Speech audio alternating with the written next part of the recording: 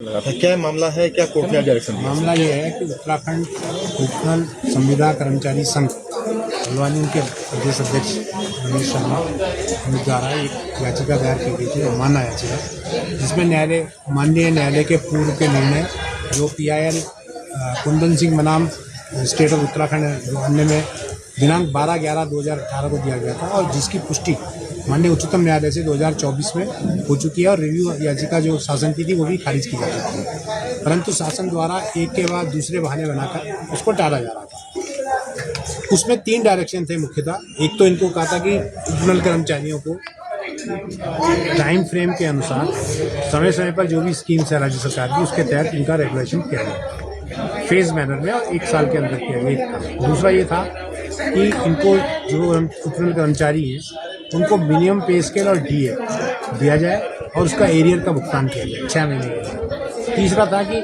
उनकी तनख्वाह से किसी भी प्रकार की GST ना काटे। तो न्यायालय के सामने अभी पिछली डेट पे इन्होंने कहा कि साहब हमने एक अनुबंध दाखिल किया है और अनुबंध की शर्तें ही अपने आप में इतनी गलत थी कि वो सीधा कोर्ट के ऑर्डर की अवमानना थी। कोर्ट ने कल का समय दिया था, कल उन्होंने फिर अनुबंध दाखिल किया, लेकिन कोर्ट ने आज जब उससे एग्जामिन किया तो पाया कि वो अनुबंध बिल्कुल ही न्यायालय के आदेश की अवमानना है और 3/2/86 का 2026 का जो जियो है वो भी न्यायालय की अवमानना की कैटेगरी में है। उसमें कहीं पर भी मिनिमम पे स्केल की कहीं इस तरह से कंप्लाइंस नहीं है।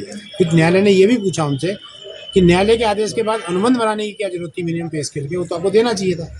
तो जहाँ तक उसकी बात है रेगुलेशन की, इनके द्वारा कहा गया कि हमने कट ऑफ डेट के लिए उन्हें अब शासन को भेज दिया है वो कैबिनेट को, तो उसके लिए हमें थोड़ा समय लगेगा, 2-3 हफ्ते के अंदर वो भी आ जाएगा। लेकिन सो फार एज कंप्लाइंस थी मिनिमम पे स्केल की और DA की और प्लस GST न काटने की बात की, तो न्यायालय ने माना कि प्रथम दृष्टया कंटेम्प्ट है और उस पर चार्ज फ्रेम किए जाने चाहिए, परंतु सरकारी जो शासकीय अधिवक्ता थे उनके द्वारा 2 दिन का समय मांगा गया। मंगलवार की डेट लगाई है टॉक एंड बोर्ड। तो मैं आशा है कि अब जो कर्मचारी हैं उपनल के उनको बहुत जल्दी न्याय मिलेगा। Thank you.